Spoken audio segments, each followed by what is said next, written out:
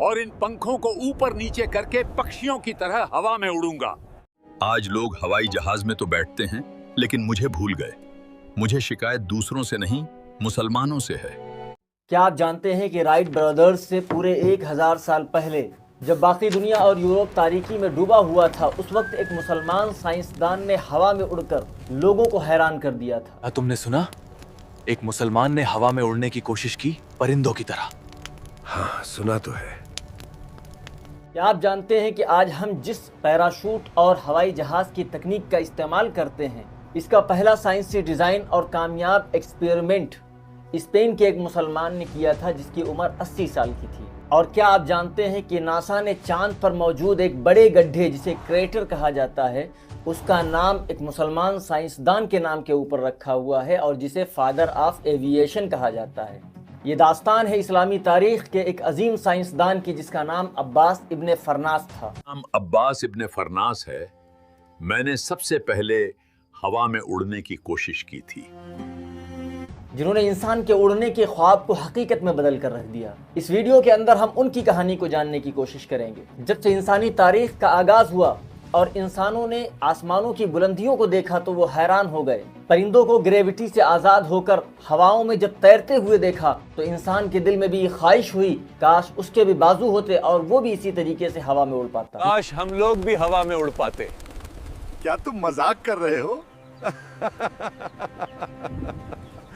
9वीं century के अंदर Spain के अंदर एक ऐसा अजीम मुसलमान पैदा हुआ जिसने इन ख्यालों को हकीकत के सांचे में ढालने की पहली साइंसी कोशिश की। ये शख्सियत अब्बास इब्ने फरनास की थी, आज जिसे दुनिया बाबाए हवाबाजी यानी फादर ऑफ एविएशन के नाम से जानती है। अब्बास इब्ने फरनास की शख्सियत को समझने के लिए सबसे पहले उस दौर को समझना ज़रूरी है जिस दौर के अंदर अब्बास इब्ने फरनास से परवाज़ पाई। वो दौर इस्लाम का सुनहरा दौर कहा जाता था, the golden age of Islam.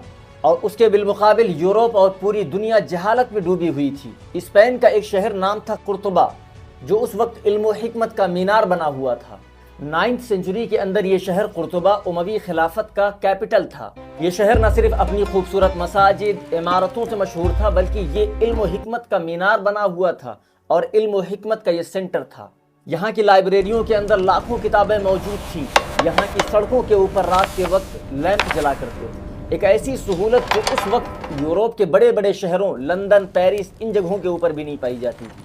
अब आते हैं अब्बास इब्ने फरनास की तरफ।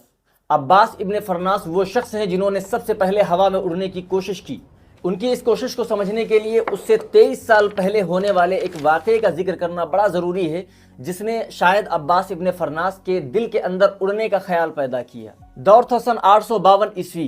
कुर्तुबा के अंदर एक शख्स अरमन फरमान नामी, उसने ये दावा कर दिया कि वो हवा में उड़ सकता है। उसने एक तरह का लिबास तैयार किया हुआ था। उस लिबास को पहनकर उसने लोगों को जमा किया और कुर्तुबा की एक ऊंची जगह से उसने छलांग लगा दी। अरमन फरमान उड़ तो ना सका, लेकिन उसके फैले हुए लिबास ने पैराशूट का काम किया और जब वो ज़मीन के ऊपर गिर रहा था, उसके लिबास ने उसकी रफ्तार को कम कर दिया, जिसकी वजह से उसे कम चोट लगी और उसकी जान बच गई।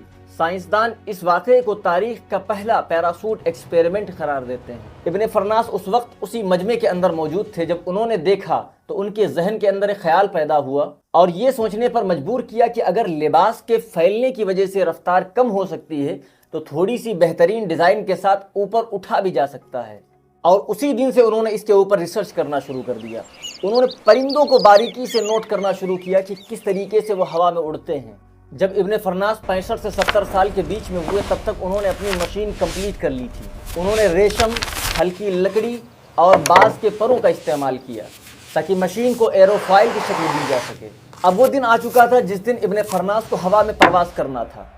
इब्ने फरनास ने जबल उरूस नामी एक पहाड़ी का इंतखाब किया और लोगों को वहाँ के ऊपर जमा किया। इब्ने फरनास ने परों वाला लिबास पहना और परों वाला लिबास पहनकर लोगों से मुखातिब हुए और कहा, अब मैं तुमसे विदा लेता हूँ और इन पंखों को ऊपर नीचे करके पक्षियों की तरह हवा में उड़ूंगा।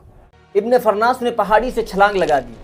वो ज़मीन पर नीचे पत्थर की तरह नहीं गिरे, बल्कि हवा ने उनके परों को ताकत दी और वो फ़ज़ा में उड़ने लगे। ये बताया जाता है कि तकरीबन 10 मिनट तक इब्ने फरनास हवा में रहे। उनका उड़ना तो कामयाब रहा, लेकिन ज़मीन पर लैंडिंग करते वक्त उनको कुछ इशूज़ फेस करने पड़े। उतरते वक्त वो तेज़ी के साथ ज़मीन से टकराए और उनके कमर की हड्डी शदीद ज़ख्मी हो गई। اس کے بعد ابن فرناس نے یہ سمجھنے کی کوشش کی کہ ایسا کیوں ہوا، تو وہ اس رزلٹ کے اوپر پہنچے کہ وہ اپنی مشین کے اندر جو پرندوں کی دم ہوتی ہے ٹیل، اسے لگانا بھول گئے۔ انہوں نے بعد میں ایکسپلور کیا کہ پرندے زمین پر اترتے وقت اپنی پونچھ کو، اپنی دم کو وہ ایئر بریک کے طور کے اوپر استعمال کرتے ہیں، جس سے ان کی رفتار کم ہو جاتی ہے اور وہ آسانی کے ساتھ زمین پر لینڈ کر پاتے ہیں۔ صرف یہی چیز رہ گئی تھی جسے رائٹ برادرز نے 1000 سال بعد ایجاد کیا، اور آج بھی دنیا ان کی خدمات کا اعتراف کرتی ہے۔ چاند پر ایک گڈھے کا نام ناسا نے ابن فرناس رکھا ہوا ہے۔ اس گڈھے کا نام ابن فرناس ہے کیونکہ انہوں نے ہی سب سے پہلے اڑنے کی کوشش کی۔ ہاں بات تو صحیح ہے۔ اسپین کے اندر ان کے نام سے منسوب ایک پل تیار کیا گیا ہے جو ابن فرناس برج کے نام سے جانا جاتا ہے، اور وہ پروں کی شکل میں ہے۔ اس کے علاوہ بغداد کے اندر ان کا ایک اسٹیچو بھی موجود ہے جو پروں کے ساتھ ہے۔ یہ تھے سب سے پہلے مسلمان جنہوں نے دنیا کو اڑنے کا طریقہ بتلایا۔ یہ کہنا بالکل بے فضول ہے کہ مسلمانوں نے سائنس اور ٹیکنالوجی کے میدان کے اندر کیا ہی کیا ہے۔ تو اس ویڈیو کو ایسے لوگوں کے پاس زیادہ سے زیادہ شیئر کریں تاکہ لوگ اپنی ہسٹری، اپنی تاریخ سے واقفیت رکھ سکیں۔